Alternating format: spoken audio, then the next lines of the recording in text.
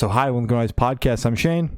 I'm Glory. And we're here with Eva from Charly Bliss. our questions to say about the upcoming album Forever. So congrats on that, by the way. How do you feel about the response, the announcement so far? I feel great. It feels so good. We've worked really hard on this album for a long time. So, it's always kind of surreal when the songs start coming out and people are hearing them and interacting with them. So, yeah, it's been really exciting. Hell yeah. The album is fucking awesome. It's incredible. Really? I fucking loved it. Thank you. Of course. Oh, Yeah. amazing to hear it. Thank you. Hell yeah. Of course. So is there any meaning behind the album title or cover art? Yeah, I mean, so much of this album, I feel like because it took so long, because we had to work so hard to get it out, and because we've been a band for so long, was really centered around our relationship, the four of us, how close we all are, how long we've been friends, and sort of coming out of this experience and feeling like we can make it through anything. Each album that you put out is really kind of like such a unique experience, and it's always hard in its own way, and it's always fun and beautiful in its own way. But I feel like for this one, because it included the pandemic, and also Sam, who plays drums in the band, he's my brother. He became a father for the first time while we were making this record. I moved to Australia and got engaged, and like so much has changed throughout this time, and I think it really made us very conscious of what is permanent in our lives. And the band and our relationships with each other have been such a through line, and I think that's really where we were coming from with the album title. And we really wanted an album cover that reflected that was really the four of us, really close, really connected, kind of like can't really tell where our each body sort of begins and ends, and that was the dream. Hell yeah. Love that. I love that. Yeah. Thanks. So can you tell us a little bit about your writing process for the album? Yeah, well, this one was really bizarre because, we started writing it, the earliest song on the album is a song called How Do You Do It? That song I started writing when we were still touring for Young Enough. I remember being in a bathroom in Houston and writing the lyrics for that song and kind of sort of started to dream about the album in that way. But then the majority of the album was actually written over Zoom when we could not be further apart from each other. And honestly, I know a lot of people have really different opinions on Zoom writing, and there's definitely things about it that are awkward and not super intuitive, but I really loved it, and we found that it was actually overall a really positive experience for us, having the ability to take breaks, to be in our own homes, to have space to think about things, not kind of oh damn, we booked this practice space for X amount of time, we have to be done by we have it from 2 to 4, we have to be out by 4. I think it was really kind of wonderful for us, and so there was a lot of, and obviously just the process of writing the record happened over many years, so I think you can really hear a lot of growth on the record, and a lot of just so much has changed logistically and emotionally for all of us over the last 5 years. So there's just I feel like the album has a very wide scope to it. And I think you can really hear that listening back. Yeah. The Zoom writing, we've had artists say they love it. Some say they hate it. Some say they'll never do it again.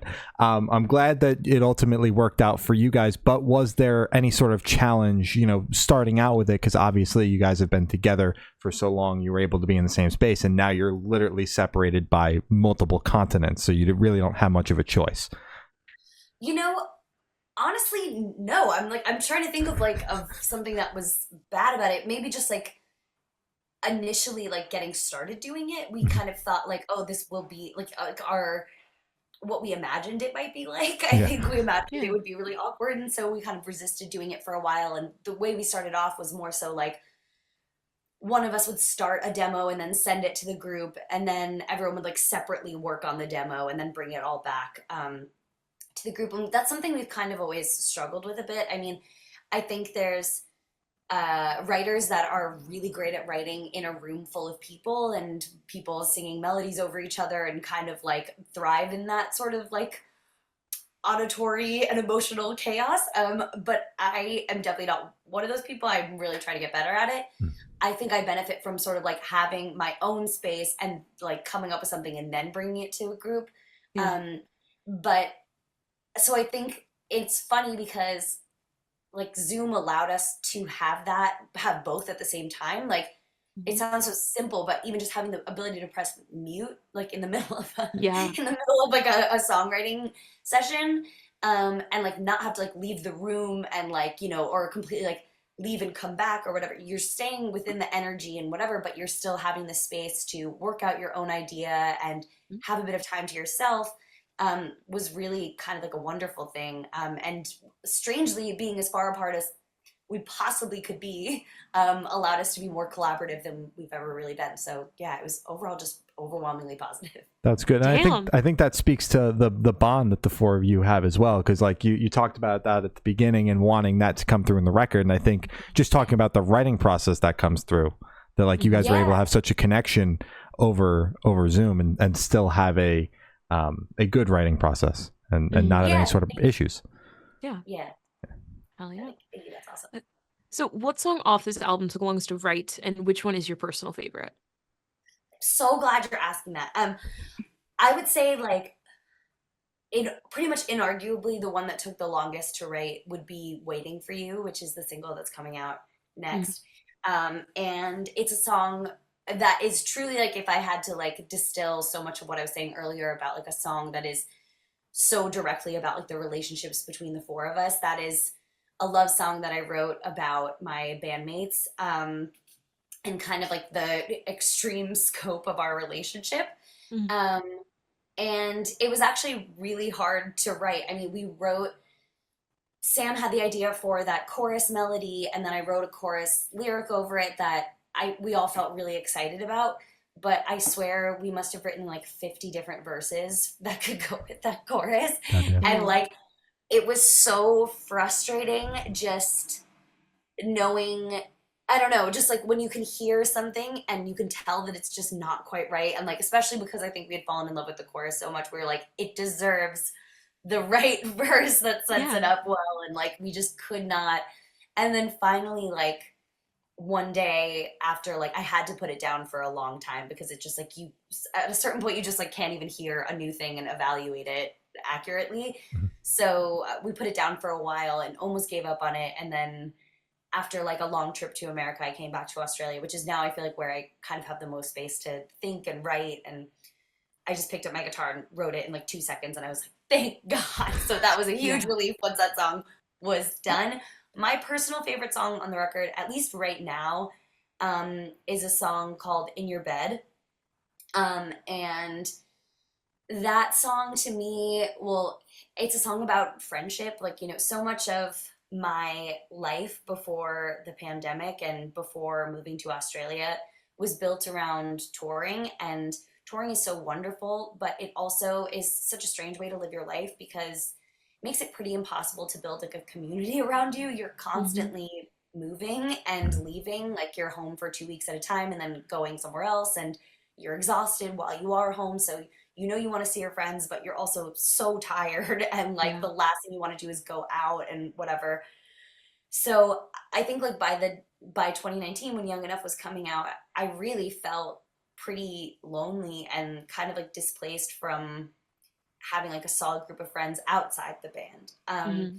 And then moving here by accident and being in a situation where I was somewhere for a year and a half without leaving. Like that was the first time I had experienced something like that since I was really like a teenager. And it was so special just like feeling those types of connections in my life again, just like the types of friendship where you don't have to have a plan. Like I think the title sounds like sexier than I meant for the song to be. Like what I really, like what the song is truly about is like, I don't know if you guys have had a friend like this.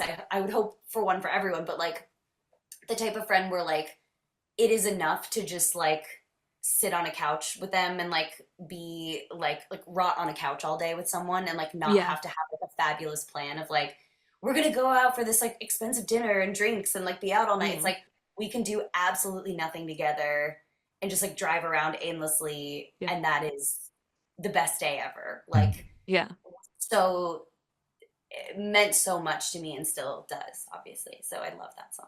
Absolutely. Hell yeah. Wonderful. Out of curiosity, when did you guys kind of wrap up the recording for the record? Because I know we mentioned you started writing, you were like in a bathroom somewhere in the middle of the United States writing one of the songs in 2019. but when did Yeah. you kind of wrap up recording? You know, it's so funny. I was asked this exact same question last night, and I was like, I have no idea, and I still don't. So I'm gonna try to find the last photo of us in the studio.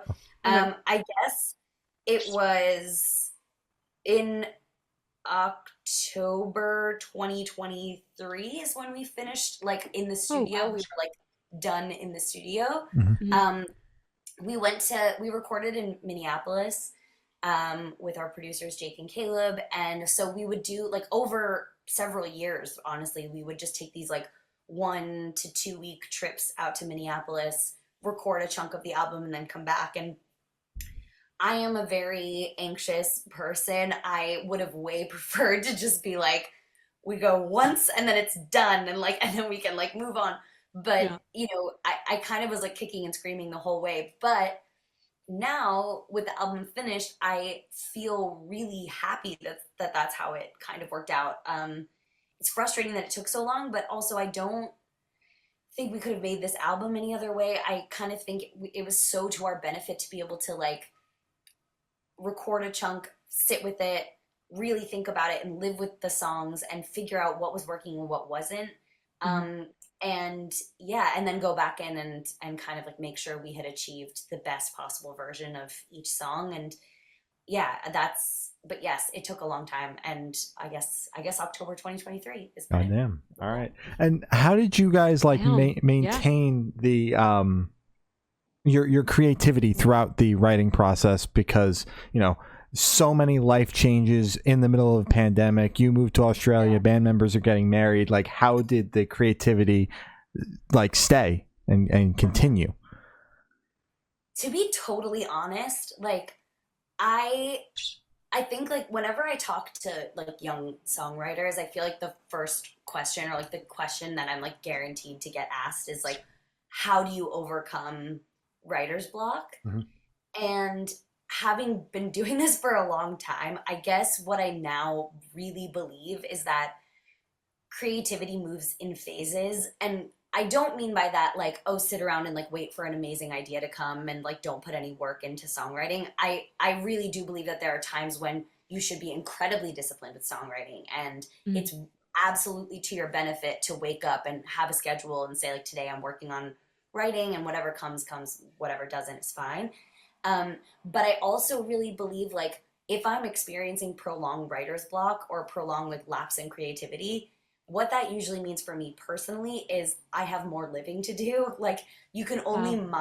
mine certain parts of your like, or mine your own life so much before you feel like I need to have some new experiences Wow. to Yeah. go off of, and to want to be like interested in writing about. And so like, the answer would be a combination of like, sometimes I felt very creative and felt very invested in this project, and other times it was better for me to be working on something else. And sometimes like, I also wrote a young adult novel during the pandemic, and like I was working on trying to write a musical, and like, and sometimes that was really wonderful for me to put down one project and work on something else. And I always feel like you find something new by stepping away and returning. And then the other thing I would say would be like, because we were living so much, like our personal lives were changing so constantly, there was no shortage of anything to write about. Okay, It was good. like, Yeah. there was so much creativity, because we were all like, how do I make sense of how much my life has changed in the past 5 years? And that showed up on the record. Absolutely. Yeah. Got it. Makes sense. So how'd the tracklist album come about? Did you guys write the opener be the opener, closer be a closer? Did you shuffle around and see what fits? What was that process like? I would love to meet the band who writes an album that way. I think that is a genius way to like. I just can't even imagine writing an album with Fucking that. Like, crazy. now Yeah. it's time to write the opener. Like, what? Like, I think it has never worked that way for us. It's more so like, we would be in the studio, and then all of a sudden we'd look at each other and be like, "This is the opener, right? Like, this is the opener." But it would be like well after the song was like. And then there were several times like throughout the writing process we'd be like, this is the opener, and then like the song evolved to be something completely different, so it was no longer relevant. But yeah, no, I think it just all like revealed, it became apparent over time what felt like the right thing. And Sam, my brother, is so he loves track listing. Like he is, I think like it's beneficial if every band has one person who will like try absolutely every permutation of like what the track listing can be over and over and over again until they feel like it's perfect. And he is the person who has infinite patience until it's done. And so we usually let him kind of like go off and then we'll all listen to it in order and kind of give notes. But like overall, yeah, I would say that is Sammy's domain. All right. Fuck yeah. All right. So how do you recommend your fans to listen to this album for the first time? Should they do it in the car with friends, stuck with headphones on? Should they work out to it? What do you personally recommend? You know what's so funny is for the past, like this is our third album. For every album we've made, I feel like I've given the same answer, which is like my dream always for how people will listen to our music is like in the car with windows down. But the funny thing, because I guess to me that is like the pinnacle of like my own listening experiences, but I have not had a car since I was a teenager. So because I was living in New York, so there's no real reason for me to have a car other than when we were on tour, which was, you know, whatever, a different kind of thing. But like, honestly, like having living in Australia, it was like necessary for me to have a car for the first time since I was a teenager. And so much of this record was written that way, was like, after saying for years, that's how I want our songs to be listened to. It was so cool to actually like write in that way. Like when I would be stumped on lyrics, or just like stumped on a song in general, like I would drive for as long as I could stand until I figured it out and then drive back. And so, yeah, I would give that answer again, but probably with like renewed conviction of like, yes, that is like, whether alone or with friends, like, I think there is nothing better. Like, it is like a peak human experience to be in a car, windows down, screaming along to like any songs. I would hope that our songs would fit into that. So yeah, that would be probably my answer. Yeah. Damn right. So this question should be super, super quick. Off the top of your head, I want you to describe this album for new listeners in 3 words, no more, no less. Oh, God. This is the scariest question you could give me. 3? Yeah. 3. Listen to any answer I've given in this entire interview. It's like 500 words. Listen, it's a podcast, but this question, we need you to be concise. Yep. 3. Oh, God. Describe the album in 3 words. Oh, my God. Big feelings always. Oh, see, that was perfect. That was perfect. You did it. Good night, you guys. Yeah, that's me. That's a wrap. Yeah, that's right? a wrap. Oh my goodness. And in that same vein, is there a certain feeling or emotion you want this album to evoke in your listeners? Every single one. Like, I think I've really struggled, like, I think, like, across each album, when I listen back, like obviously it's hard for me to not hear them as very autobiographical because I'm the lyric writer of the band. So of course, like I remember what I was feeling each time we were working on a different album and what I was struggling with. And like, this is the first time we've been writing where I have felt overall really at peace with the fact that I'm a very big emotions person and not trying to like, you know, either hide it or make fun of myself or like, you know, be ashamed of myself or whatever. I think it's kind of the first time where I've felt really not even necessarily proud or anything, but just like at peace with it. I feel okay with it. I feel like okay with who I am and how I respond to the world. And like that has always been and always will be with like very, very, very big feelings, like high highs and low lows. And like, I feel passionate about everything that I encounter. And like, I think you can hear that on the record. And I would want someone listening to take away like at least some sort of feeling of peace as well. And self-acceptance, I think would be like a wonderful takeaway for anyone. I like that Wonderful. a lot. Oh, yeah. So can you talk about any particularly challenging or standout moments from the creation of this album, positive or negative? I would say really positive would be I had so much fun in the studio, like, and I think all of us did. Our producers, Jake and Caleb, like Jake from Hippocampus and Caleb, who has done production on so much Hippocampus stuff and worked with our friend Raphael, like, they are just such wonderful, creative people, and Mhm. they have such a playful approach to making music. And I think as the four of us tend to be people who put a lot of pressure on ourselves and, can get really hyper focused on getting something right. I think it Mhm. was so to our benefit to work with people who were like, that does not exist, so let's not even pursue that. Like, let's Yeah. pursue like enjoying the process of trying a lot of different things and seeing which of those things like feels really fun and feels interesting and exciting. And I think they brought us back to honestly like loving the process of making music. And so that was like an extremely positive part of this. I would say like the hardest part by far was how long it took. And, you know, I think all over this record too, there's a lot on this record, more than any record we've ever made, that like lyrically is about struggling with the music industry and struggling with like where we see ourselves fitting into the music industry, like whether how one day you can wake up and feel like we're crushing it and feel so hopeful and excited and like our music matters to a lot of people, and sometimes even that same day you have like something happen and you're like, we do not matter at all. The past X amount of like years of my life have been for nothing, and like we have achieved nothing, and like this industry doesn't care about us at all. Mhm. And I think it's an industry that really demands that you have pretty near constant output. Yeah.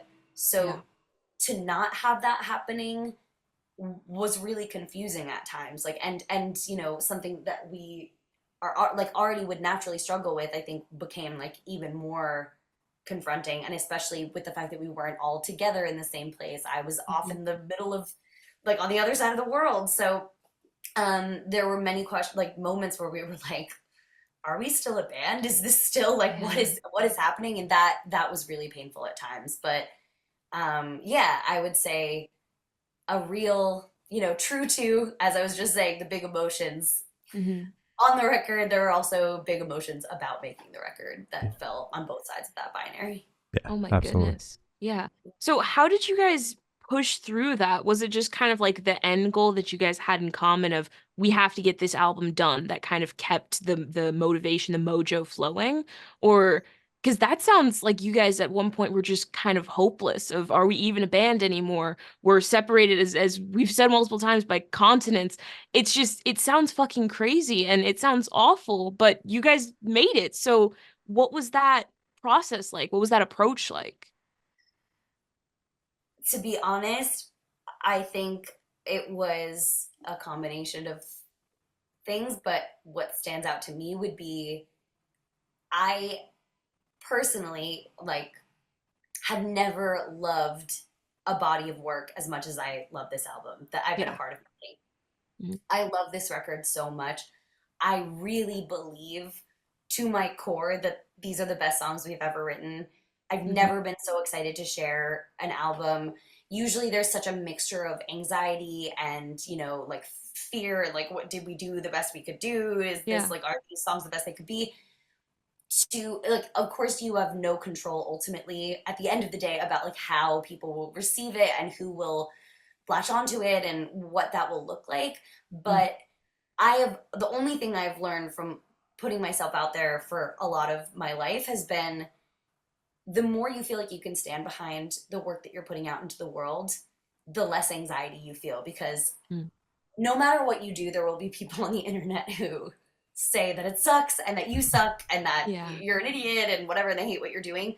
Yeah. But I've always found that if I've made the thing that is exactly like how I dreamed it in my brain, and that is so hard to do, to really have like a dream or an idea in your head and translate it into something material as like a song is, but like and be able to stand behind it like that is what like gives me peace overall and like kept me motivated. Mhm. And then I would say each other. Like, I would say, like, that's where so much of like the spirit of this record came from, was like we had to rely really heavily on each other. Mhm. And sometimes that meant that one of the four of us was always freaking out about what was going on, and then there were thankfully like at least one other, or hopefully more than one other person, to be like, no, like Yeah. keep going, we can do Yeah. this, like there is, like, we cannot give up. And then the last thing I guess I would say would be like, and this sounds like maybe like a cheesy answer to give, but like, there would be people like Charly Bliss fans who, especially like through our Patreon, and like think like, who would reach out to us and say things like, I'm so excited, like, I can't, Yeah. like, or this, or reminding us like, oh, this record really meant so much to me and I'm so excited for what's coming next. And like, it's so easy when you're living in like the vacuum of just the internet to Mhm. believe that, that your music doesn't really matter and that you're kind of just like screaming into the void. And Mhm. then when you have like some sort of like human connection where you're like, oh, wait, like, whether I'm like dirt poor or like succeeding in ways I could have never imagined, like, it is enough to have made something that means a lot to a person. And Absolutely. that is so affirming. So that definitely kept us going. I love Mhm. that. Hell yeah. Hell yeah. Wonderful. Thanks, guys. So for these last couple questions, we're actually gonna shift away from music, if that's okay with you. Sure. Great. We're actually gonna go straight to death row. Boom. So if you're on death row, what would your last meal be with a drink? Sorry, we Oh caught you my mid sip God. of water there. Right? Yeah. Okay. Last meal. This is a great question. Thank you. Honestly, it would probably be a cheeseburger with fries and a dirty vodka martini. Nice. Oh, solid. good. Hell Yeah. yeah. Mhm. Hell yeah. And I've asked the last question. Every single person we've spoken to have said that it is the most important question. What is your favorite color? Yellow. Hell yeah. Best color. Best color ever. Is that your favorite too? Yes. Yeah, I fucking love yellow. Yeah. That makes me so happy. Oh, This is the best thanks for ever. asking me that question. Of course. It's a better response than we get most of the time. Yeah, this is Really? beautiful. Yeah. Yes. Usually people just like straight face us. They're like blue. And it's like, oh, No, that makes me so. That's like one of my favorite questions to ask a new person that I meet. So that's great. Thanks. Oh of yeah. course. Thank you. So as I said, that's all the questions I have today. Is there anything that you would like to plug? No, go come see us on tour. Come see the Forever and Ever tour and listen to Forever by Charly Bliss. I hope you guys love it as much as we do. Wait, Shane, before we leave, what's your favorite color? Well, Glory would say it's not a color, but I like black. But if I got to pick a real color, it's purple. Mhm. There you go. Great answers. Great answers. Hell yeah. All right. Well, thank you. Now it's been Eva from Charly Bliss, and we have been the Good Noise Podcast.